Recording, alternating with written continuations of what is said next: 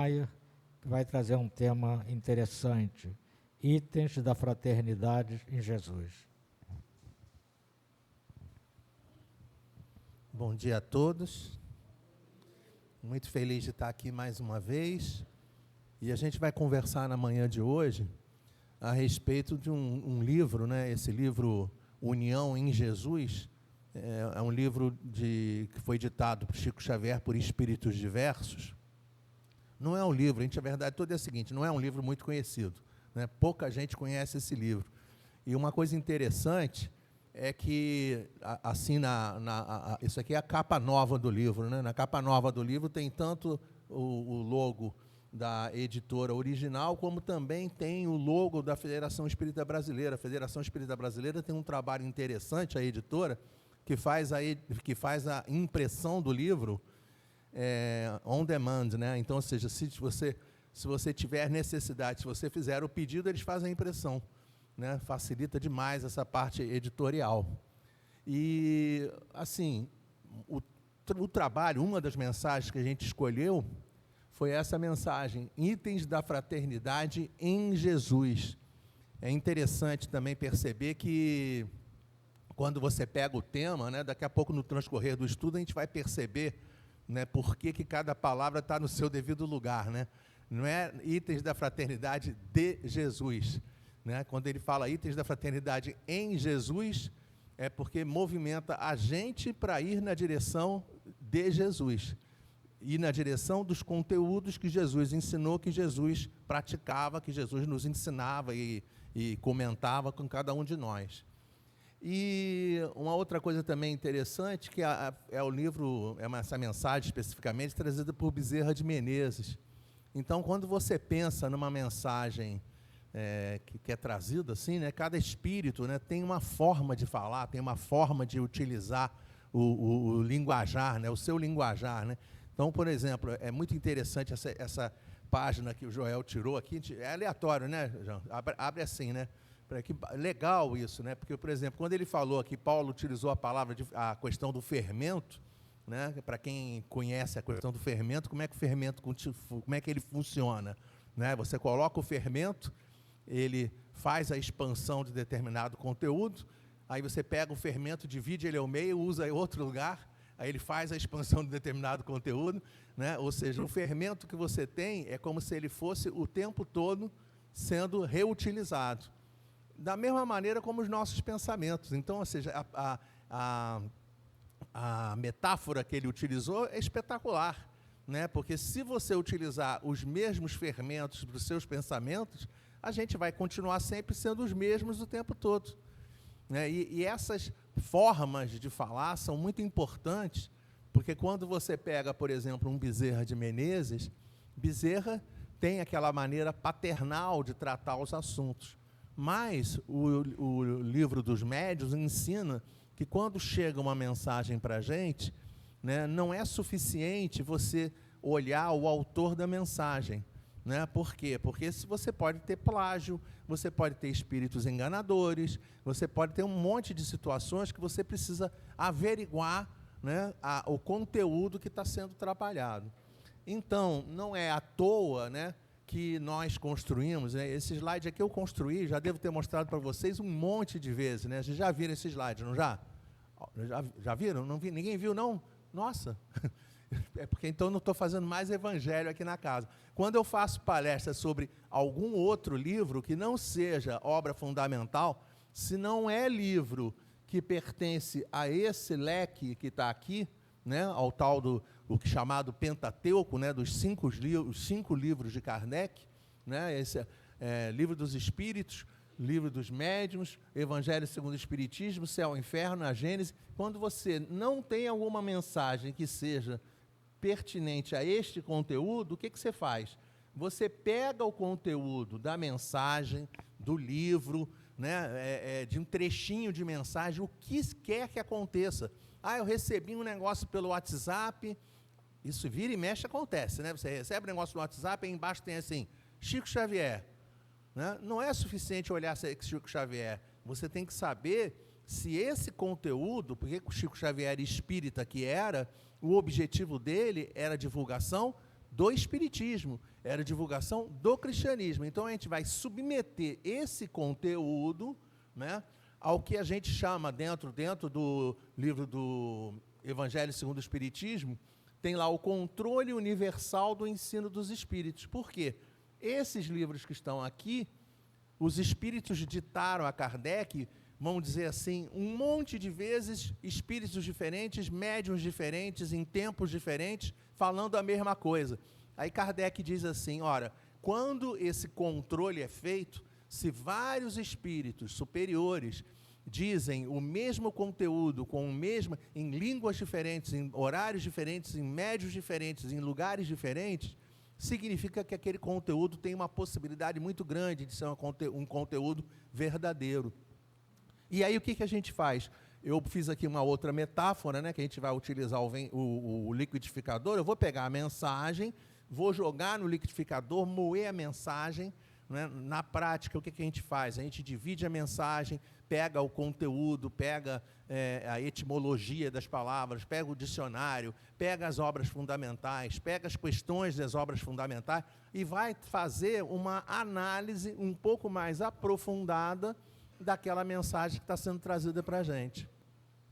Óbvio que quando a gente faz um trabalho como esse, nem que a gente estivesse pegando um domingo desse de dia inteiro, a gente ia conseguir varrer todas as frases, né, todas as colocações que Bezerra traz, né? Então, o que a gente faz?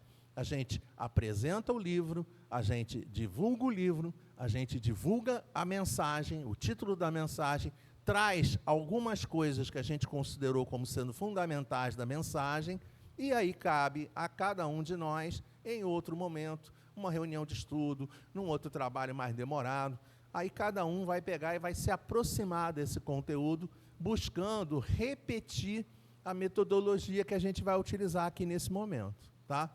Então, por exemplo, mensagens de Bezerra de Menezes, tá? Todas as mensagens que a gente pega, e aí, no caso, eu não vou nem falar também de Bezerra de Menezes, não, tá? Na realidade, todas as mensagens que a gente vê dentro das principais linhas filosóficas, linhas de pensamento, religiões, tá? Todos esses conteúdos que chegam para a gente, né? Exemplo, você pega um Pequeno Príncipe, tá?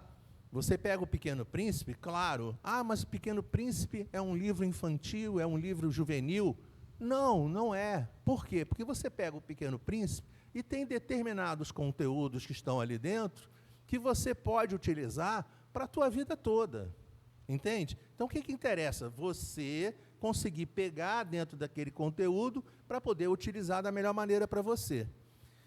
Se você pega, né, outro dia eu vi um texto espetacular retirado de Alice no País das Maravilhas, tá? Para a gente poder ter ideia, né? Falar assim, mas isso é uma historinha infantil. É infantil? Vai lá ouvir o que o Coelho estava falando, tá? Mas Coelho não fala. Tudo bem, mas vai ver o que está sendo dito ali dentro daquele conteúdo, para a gente ver a profundidade que a gente pode extrair de determinados textos.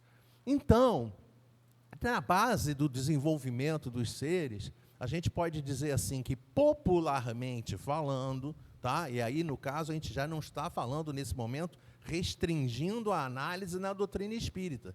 Nós temos, na evolução dos seres, a evolução que é baseada na cultura, tá? Que, logicamente, vai ser obtida por intermédio, muitas das vezes, né, dos livros. Tá? Hoje em dia, a gente vai falar assim, dos livros, da internet, da televisão, né, qualquer mídia que a gente possa estar utilizando para aprendizado. Ok. E também tem a questão do desenvolvimento que é feito por intermédio da moral dos homens. O que a doutrina espírita percebe? Tá? Allan Kardec percebe que quando você pega essa parte aqui, assim, esse desenvolvimento cultural, que é feito por intermédio dos livros, esse desenvolvimento nem sempre vai ser um desenvolvimento efetivo. Tá? Vamos dar um exemplo disso.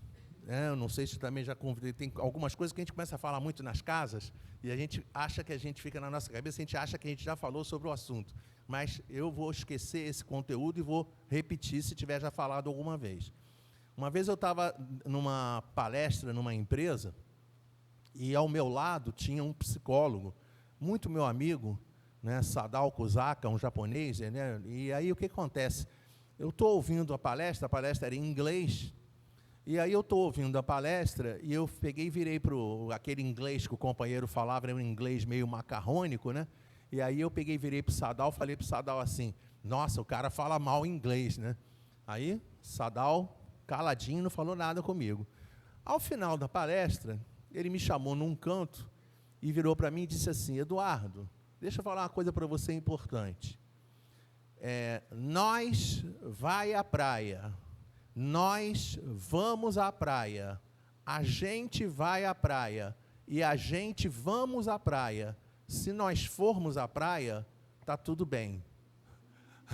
Aí eu arregalei um olho desse tamanho, né, porque ele estava conversando conosco a respeito da necessidade da gente compreender que nós não necessariamente precisamos nos deter à precisão de uma determinada língua. Porque se o conteúdo é mais importante, às vezes o conteúdo é mais importante do que a precisão.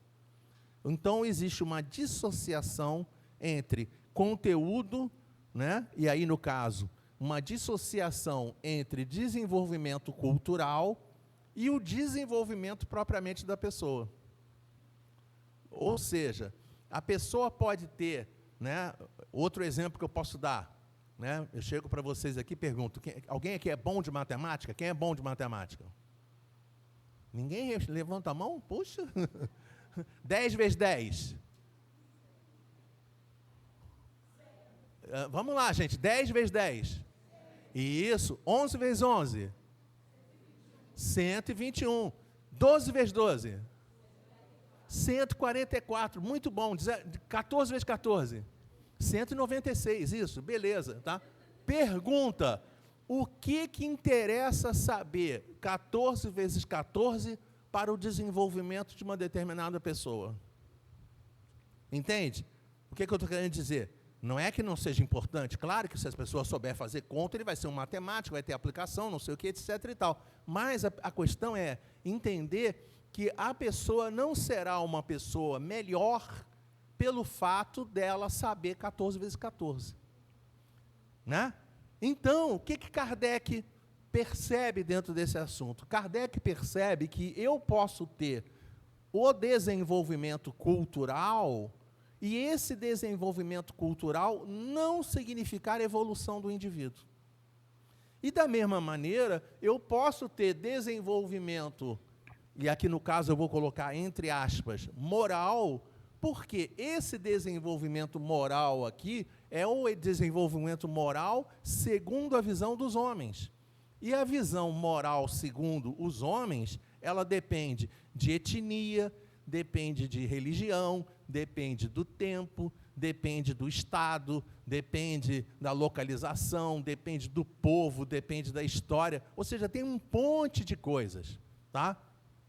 Exemplos que a gente pode dar a respeito disso, talvez um dos melhores exemplos, é, por exemplo, o caso dos esquimós, né, que eles comentam, né, dentro lá, a gente vê isso, né, da parte antropológica dos esquimós.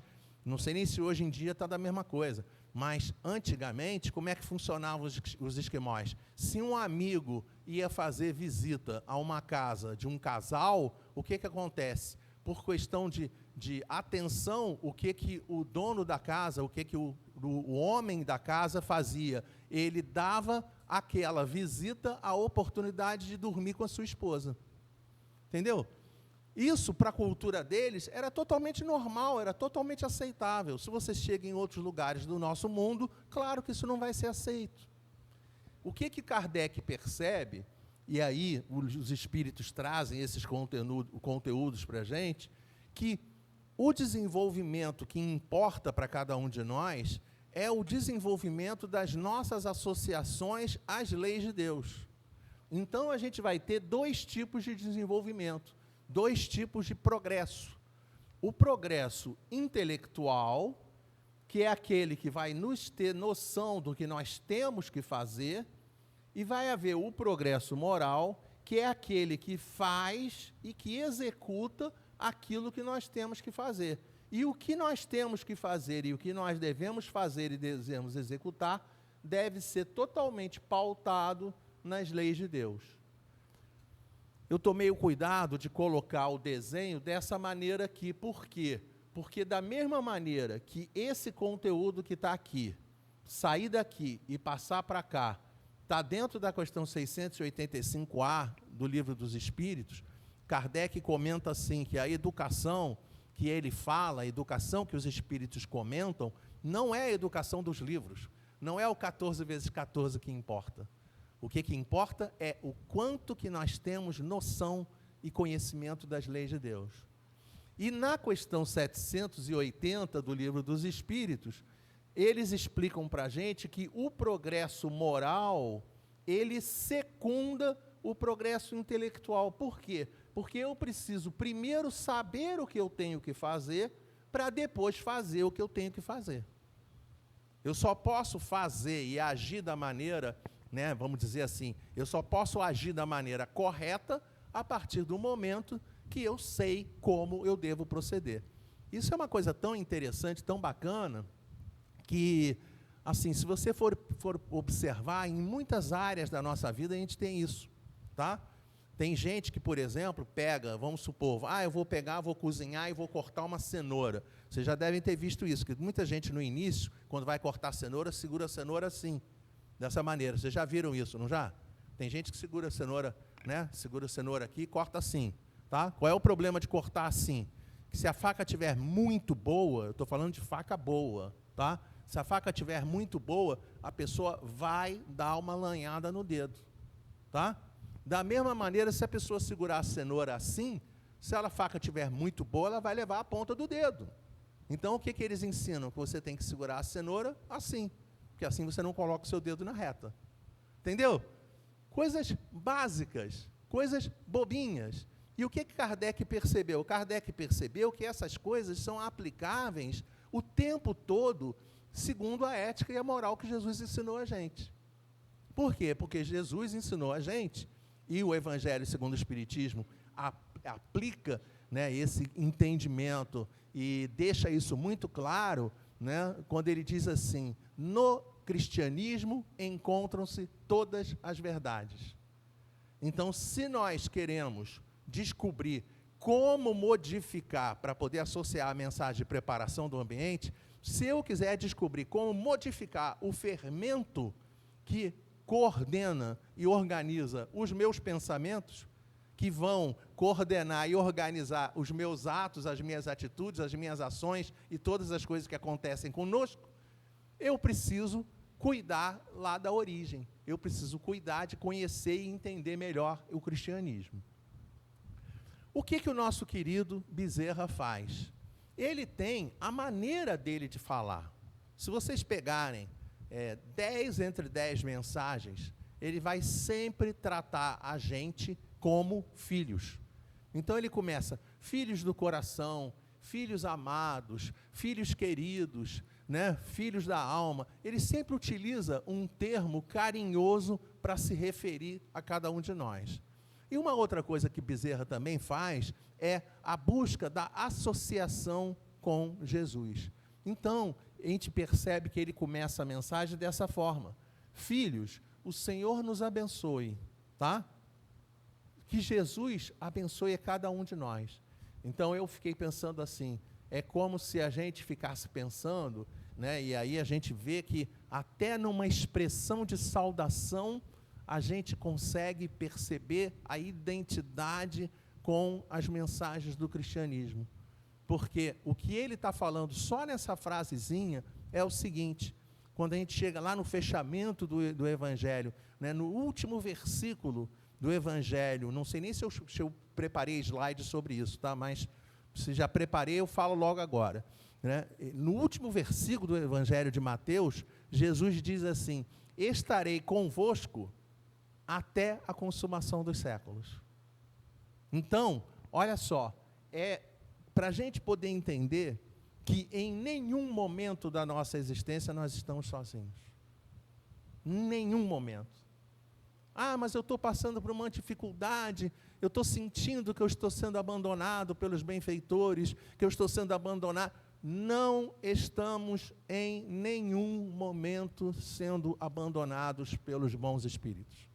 Nenhum momento. Tá? Isso é uma coisa que a doutrina espírita nos traz, para quem quiser ter uma noção a respeito do assunto. Pega a primeira mensagem, o primeiro conteúdo que tem no Evangelho segundo o Espiritismo, o prefácio do Evangelho segundo o Espiritismo. Lá no prefácio, né, ele diz assim, Jesus informa para a gente, Jesus nos conta que nós temos não apenas a presença dentro do planeta dele, propriamente dito. Ele diz assim, os Espíritos do Senhor, qual um imenso exército.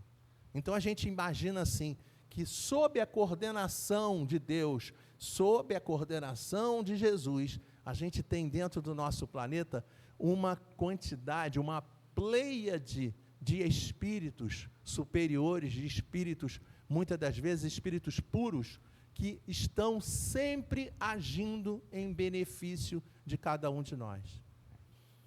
Aí o Bezerra pega, ele continua assim, o trabalho de conscientização em Cristo é serviço pioneiro no plano físico, porquanto relaciona atividades. E aí ele pega, vai mostrar para a gente, vai mostrar a identidade que existe entre o que existe no plano material e o que existe no plano espiritual. Porque uma coisa que também a gente, às vezes a gente esquece, né? Mas não apenas os coríntios somos nós, como os irmãos desencarnados também somos nós. Tá? Quem são os irmãos desencarnados? Somos nós, depois que a gente deixa de fazer parte do mundo dos vivos. Só isso que tem. Então, reparem, tá? Se eu estou aqui conversando com vocês, eu sou o Eduardo Henrique que está conversando com vocês. Se eu tiver um piripaque, tá? E eu cair duro aqui no chão, né? O salão vai virar, e agora o que vai fazer? Mas repare o seguinte, eu continuo sendo eu. Entendem? O meu corpo está aqui estirado ao chão, mas eu sou eu. Eu continuo sendo eu. Então, a consciência que eu possuo, continuará sendo a consciência que eu possuo desencarnado. Então, o Bezerra, percebendo isso, ele diz assim, é serviço pioneiro no plano físico, material, porquanto relaciona a atividade. Aí ele pega e fala assim, ou melhor. Por quê? O que é ensinado para a gente no plano material não é apenas para o plano material, é para todas as nossas existências. Então ele diz assim, ou melhor, as atividades fundamentais do espírito desencarnado, quando se reconhece defrontado pela grandeza da vida perante os além. Sobre o que ele está falando para a gente. Palavras-chave e poderosas desse texto. A palavra-chave poderosa, uma delas é conscientização. Tá? Por quê? Porque quando a gente vai lá no Livro dos Espíritos, tá? Na questão 621, Kardec pergunta assim, onde estão escritas as leis de Deus? E os Espíritos respondem, na consciência. Ou seja, todos nós, na nossa consciência, independente de idade, nós possuímos dentro de nós escritas as leis de Deus. Eu conto como exemplo desse tipo de situação, eu estava numa festa, há muitos anos, eu estava numa festa de criança, e aí eu estou parado assim, conversando com os amigos, né? Era um salão grandão, né? Tinha uma mesa com o bolo assim à minha esquerda, e aí eu estou olhando assim no salão, começa a vir andando, uma criancinha pequenininha, um garotinho pequenininho, sabe? Antigamente, não sei se vocês, o pessoal da antiga sabe disso, as fraldas, era fralda descartável já, mas era uma fralda descartável de muito volume, né? Então, colocava a fralda na criança, geralmente quando ia numa festa, botava um shortinho por cima, né? E aí aquela coisinha andava assim, né? E a fralda atrapalhava a andar, e aí aquela coisinha vinha andando assim, eu olhei imediatamente e falei, o que essa criança está fazendo sozinha? Aí fiquei observando, ele veio andando e eu, o que essa criança está fazendo sozinha? Ele veio andando, o que essa criança está fazendo sozinha? Né? E ninguém vinha na direção da criança, e ele foi na direção do bolo.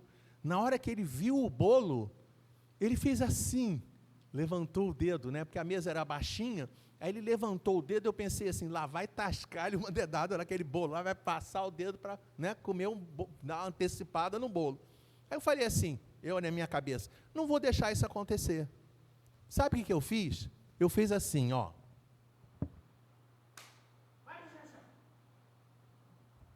Entenderam? Eu bati uma palma e falei, na hora que eu falei isso, ele abaixou a mão para trás assim, botou a mão para trás e saiu andando de volta, como se lá, lá, lá, lá, lá, lá, lá, lá, lá, lá, lá.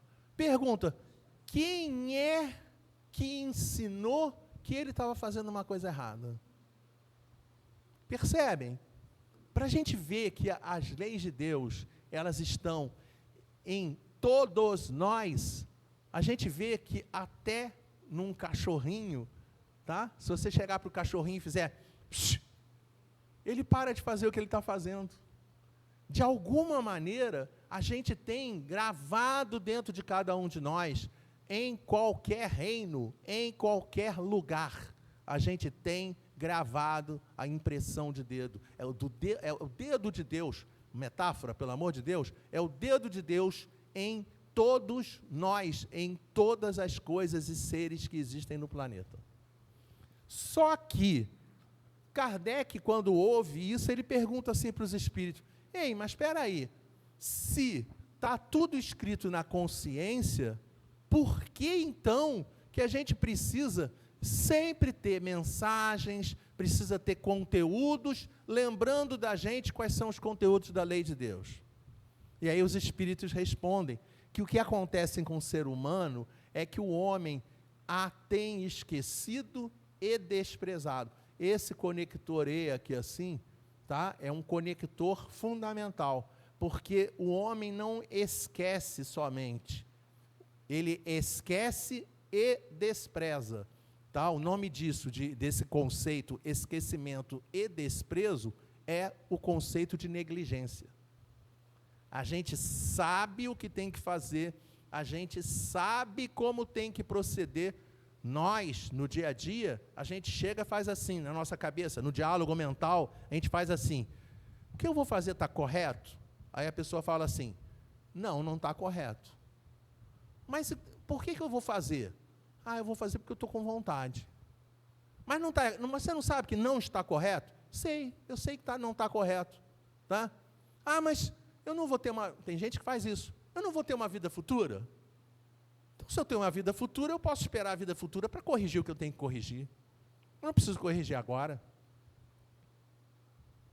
Se alguém nos ofende, o que a gente tem que fazer?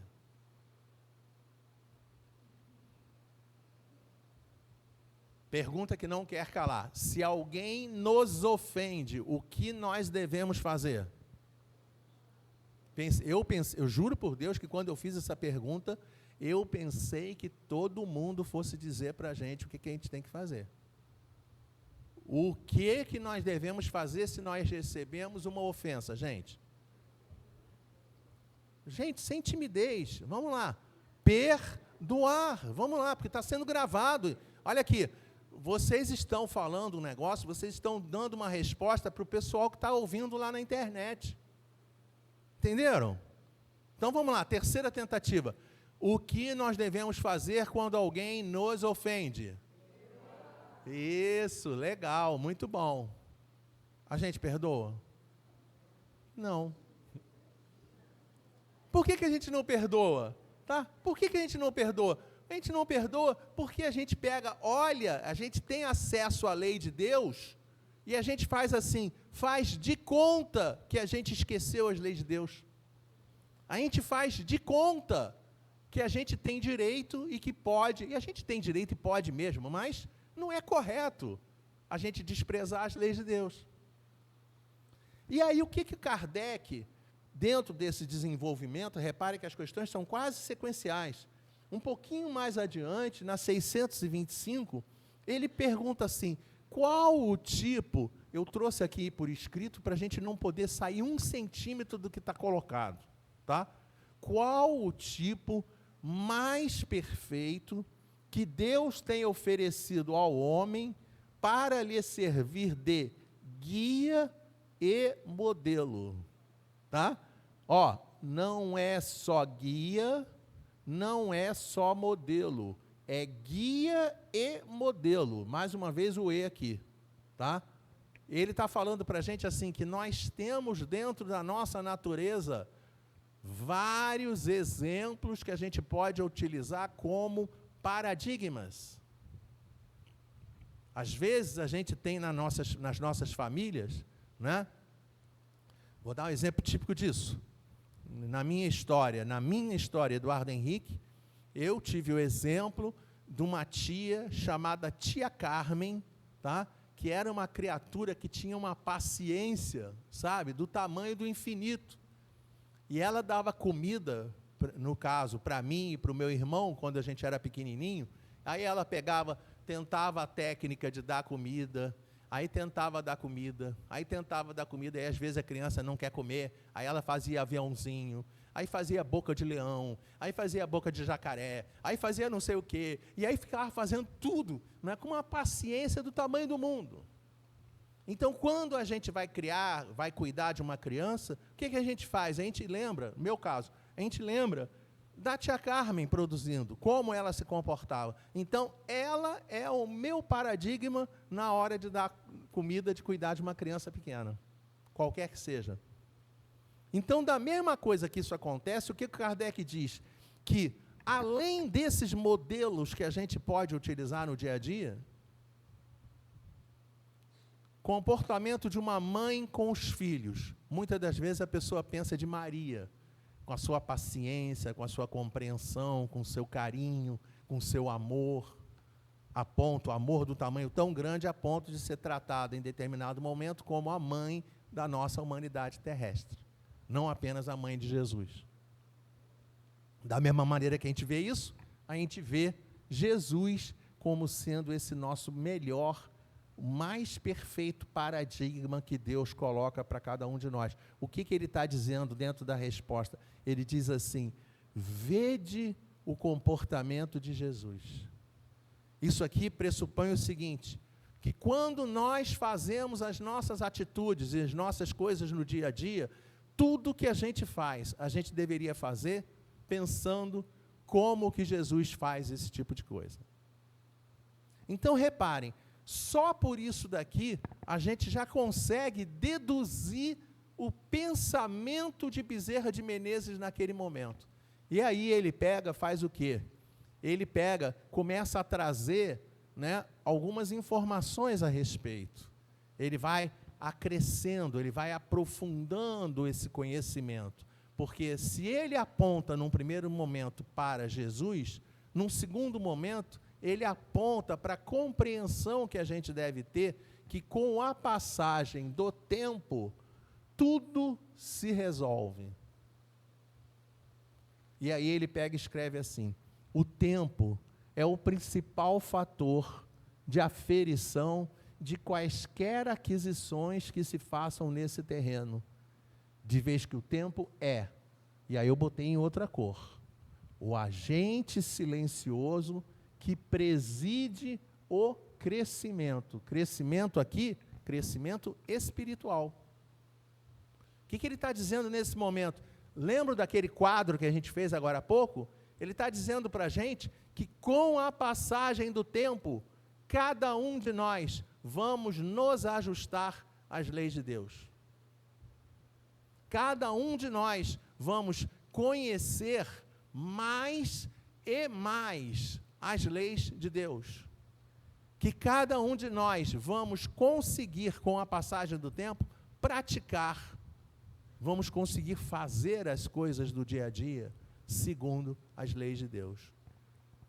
Então, ele e diz assim: a evolução e a maturação das sementes de renovação do mundo interior de cada um de nós.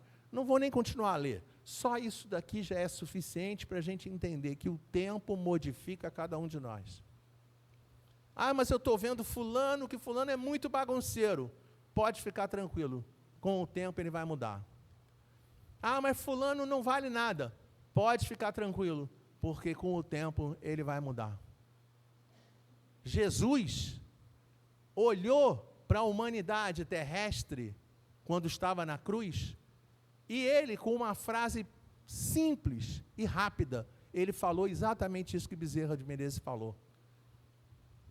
Perdoa-os, Pai, pois eles não sabem o que fazem.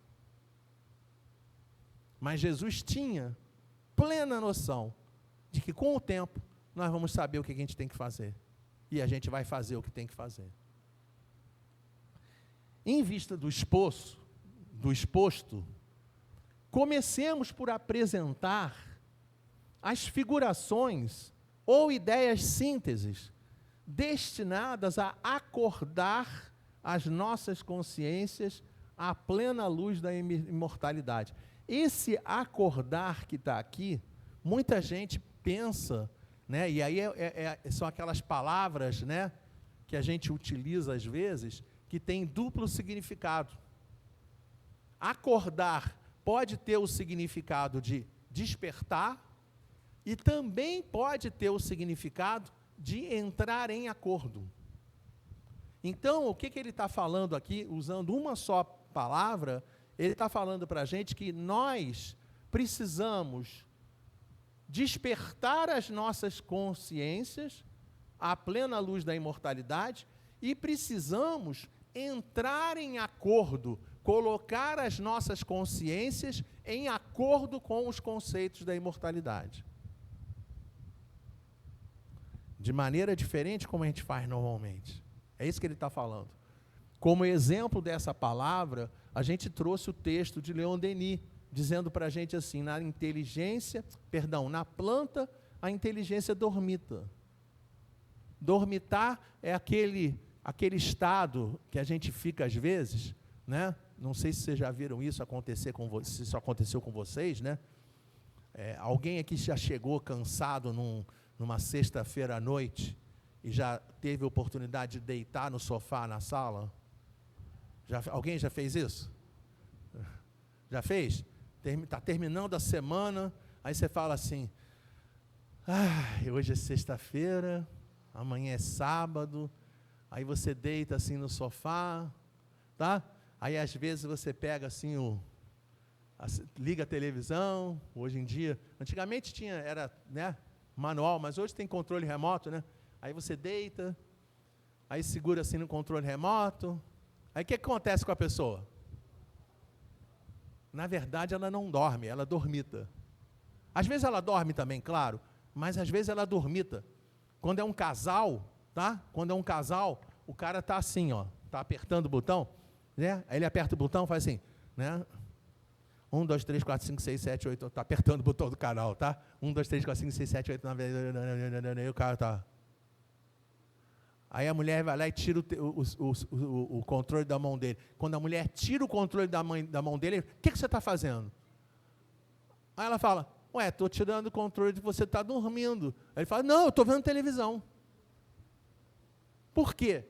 Porque o indivíduo, ele não está dormindo, ele está, dormitando. Leon Denis percebeu que no animal sonha, esse sonho aqui não é o sonhar dormindo não, é o sonhar acordado. É o que acontece com a gente, com muita gente, tá? Amanhã é aniversário do Centro Espírita. O que acontece com a gente quando é aniversário do Centro Espírita? Eu já vim em aniversário aqui, tá? Todo mundo fica assim, nossa, amanhã vai ter um monte de comidinha, amanhã vai ter bebida, amanhã eu tenho que preparar isso, eu tenho que preparar aquilo, amanhã eu tenho que chegar na hora, eu tenho que fazer isso. Então a pessoa fica sonhando sobre o dia de amanhã, sonhando acordado. É isso que é essa associação que Leon Denis fez no animal. E aí depois ele diz assim, que no homem vai acontecer uma sequência de conteúdos. Uma primeira coisa que tem que fazer é acordar. Esse acordar é o acordar e entrar em acordo. A primeira coisa que a gente tem que fazer é começar a entrar em acordo com as leis de Deus. A segunda coisa que a gente tem que fazer é começar a se conhecer. Olha a questão 919 do Livro dos Espíritos aqui.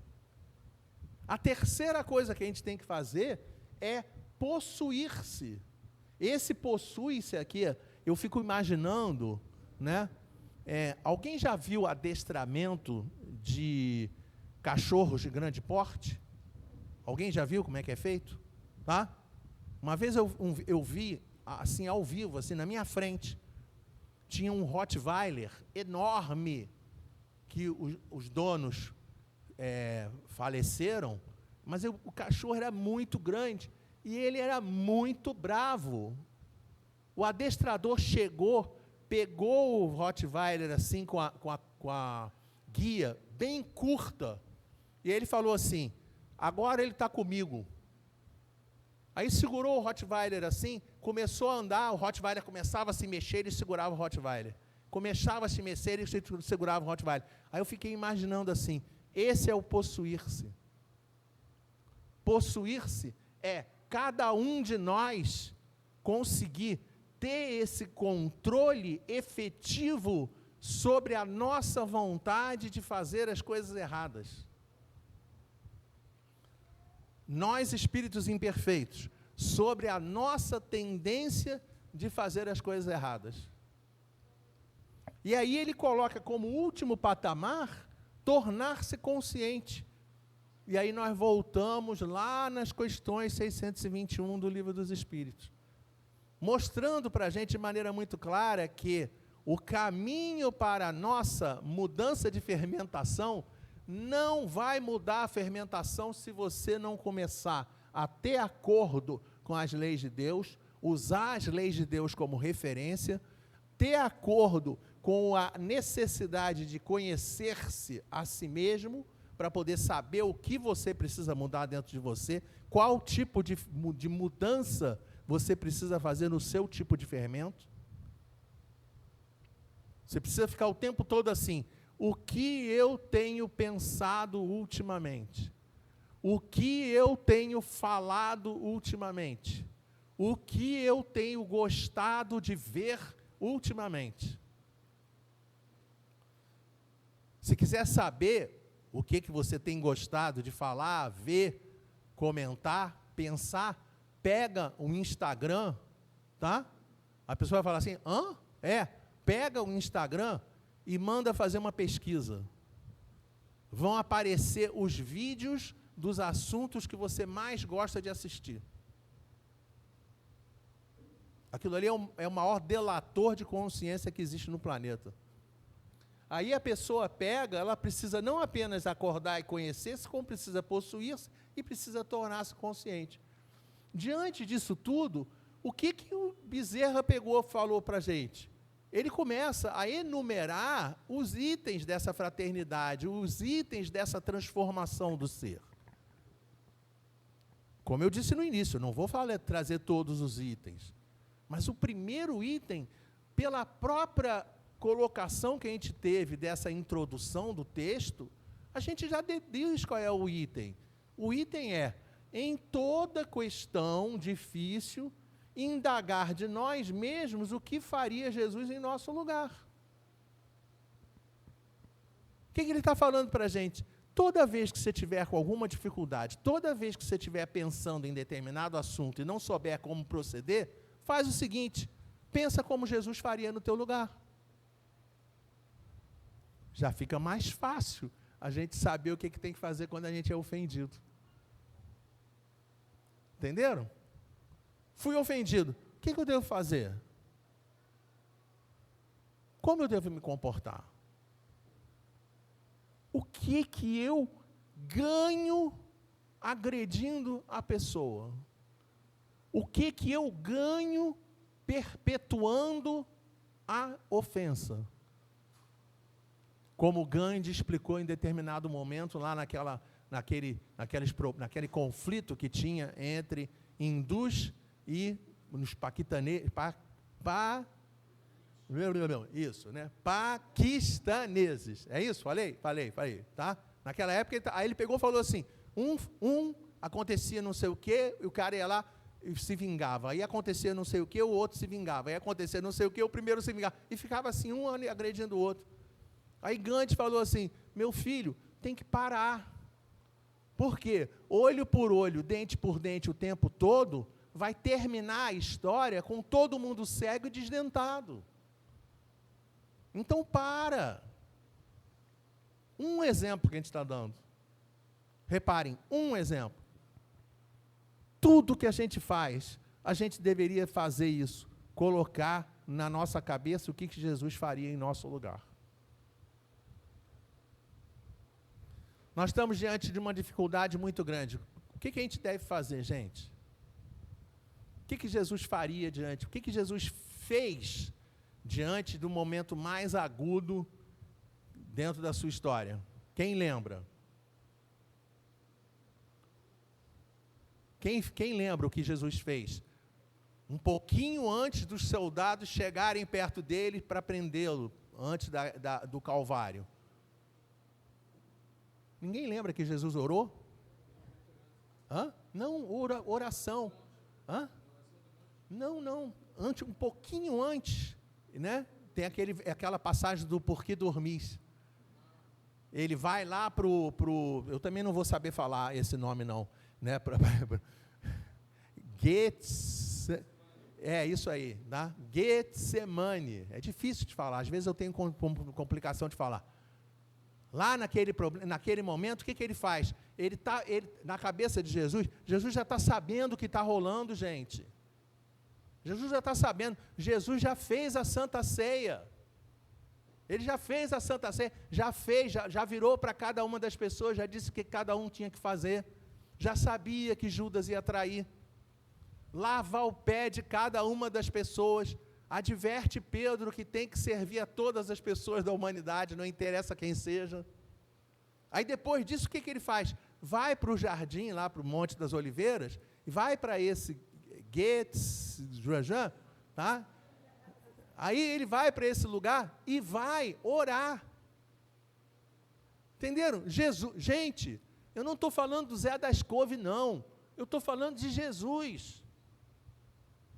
Está passando por alguma situação, vai orar, gente. A gente tem que fazer isso. A gente tem que fazer o que o nosso paradigma nos ensinou a fazer. Isso é tão importante, mas tão importante. Jesus conhece tanto a humanidade, que naqueles exemplos ele mostra como é a humanidade. Ele vai orar, tá? Os discípulos dormem, ele volta da oração e pergunta para os discípulos assim, por que vocês estão dormindo? Agora não é hora de dormir, agora é hora de orar. Aí ele vai orar de novo. O que acontece com os discípulos? Dormem de novo. Pergunta, quem são os discípulos que dormem durante a oração? Eu fico pensando, gente, olha, se acontece comigo, é que deve acontecer com outras pessoas também. Às vezes eu estou fazendo uma oração, estou lá, ai, Pai amado, está complicado, tá? Ai, está complicado, Pai. Como é que eu faço? Aí eu, durmo. A gente não devia dormir enquanto está orando. A gente devia aprender com Jesus e ouvir Jesus falando, por que você está dormindo? Faz a oração, faz uma prece, pede a Deus, pede ao anjo da guarda, pede aos bons espíritos, pede a Francisco de Assis, pede a quem você desejar pedir, pede ajuda. Porque essa é a rotina, essa é a saída que Jesus apresentou para os problemas tão difíceis das nossas vidas. Lembram da tia Vilma? Alguém lembra que quem trabalha com evangelização aqui no centro? Trabalha? Só você? Quem trabalha com evangelização? Lembra da tia Vilma? A prece. Como é que é a música? Não lembra, não? Que ela fala assim, os momentos tão difíceis não se acabam, mas a prece me aquece o coração. Vou seguindo paciente pela estrada, hei de encontrar uma boa solução. Tia Vilma, música de evangelização, chamada A Prece, falando a respeito do que a gente precisa fazer. O Bezerra, para a gente encerrar o trabalho, ele pega e faz o seguinte, ele fala assim, o que a gente precisa fazer? Uma outra coisa. Gente, são mais de 20 itens. Não vou trazer todos, só estou apontando para vocês, tá? O segundo item, ele fala assim, a gente precisa se aceitar como parte da família universal de Deus, na mesma moradia terrestre, moradia que permanece integrada no plano cósmico, à maneira de um conjunto residencial, renteando com inúmeros outros na criação divina. Wagner, lembra que você falou agora há pouco? Lembra? Você falou agora há pouco. Não lembra, não? Wagner estava falando assim, que quando pensaram na construção aqui do prédio, a construção do prédio está pensando com a integração com a natureza. Um prédio ecológico, não é? O que é isso daqui? Olha só, é Jesus cuidando do planeta. Como que, se Jesus cuida do planeta, o que eu tenho que fazer? Cuidar do planeta também. Então eu tenho que cuidar da água, eu tenho que cuidar da planta, eu tenho que cuidar da cadeira, eu tenho que cuidar da arrumação, eu tenho que cuidar do copo descartável, que uma hora a gente vai ter que buscar uma solução para essa situação. Entendeu? Uma solução. Um centro espírita conhecido meu fez o quê? Falou para o pessoal assim, gente, quando vocês vierem para o centro, traz um copinho de casa. Entenderam? Aí a pessoa traz o copo, bebe água e fica com o copo. Aí bebe água e fica com o copo. E não usa o copo que vai significar situação para dentro da nossa natureza. Perceberam? Daqui a pouco vai ter que ser tratado esse assunto. Estou dando aqui uma sugestão, tá? Assim como tem que ser tratado todos os assuntos pertinentes à nossa vida no dia a dia. O principal assunto que a gente precisa lembrar e que a gente vai encerrar o nosso trabalho com essa dinâmica, tá? É uma dinâmica que eu também não sei se já fiz com vocês, mas se fiz, vamos fazer de novo. É o poder de nós nos unirmos em torno de uma tarefa. É o poder de nós nos unirmos em torno de um propósito. Eu queria pedir uma gentileza para vocês. Quando eu falar já, vocês falem, não precisa gritar, mas falem em tom normal, tá? Falem o nome completo de vocês e o endereço completo de vocês. Entenderam? Ó, eu vou falar já, aí vocês falam, né? Eduardo Henrique de Barros Silva, moro na Rua Augusto Nunes 342, apartamento 301. Entenderam? Tá? Cada um de vocês. 1, 2, 3 e já!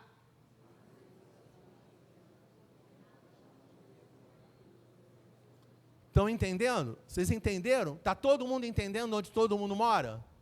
Não, ninguém está entendendo onde todo mundo mora. Por quê? Porque o nome disso que a gente acabou de fazer dentro desse ambiente hoje é egoísmo. Eu cuido de mim e falo sobre mim. A seta está apontada para dentro. Agora eu vou mostrar para vocês o poder que existe quando nós entramos em sintonia com o mesmo objetivo, com a mesma construção, com a mesma ideia. Ao invés de nós falarmos o nosso endereço, quando eu fizer assim, quando eu abaixar a mão, vocês falem, não precisa gritar, tá? Mas quando eu abaixar a mão, vocês falem Jesus. Combinado? 1, 2, 3 e...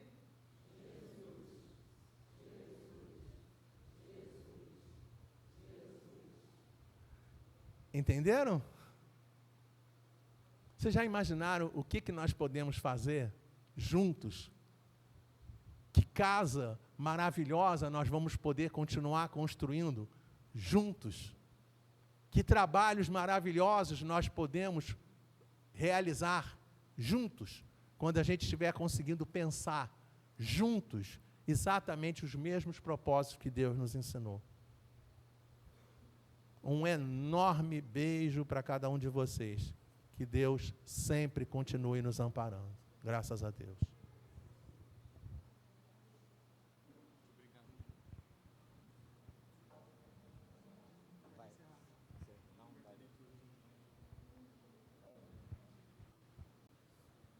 Então, agradecemos aqui o nosso irmão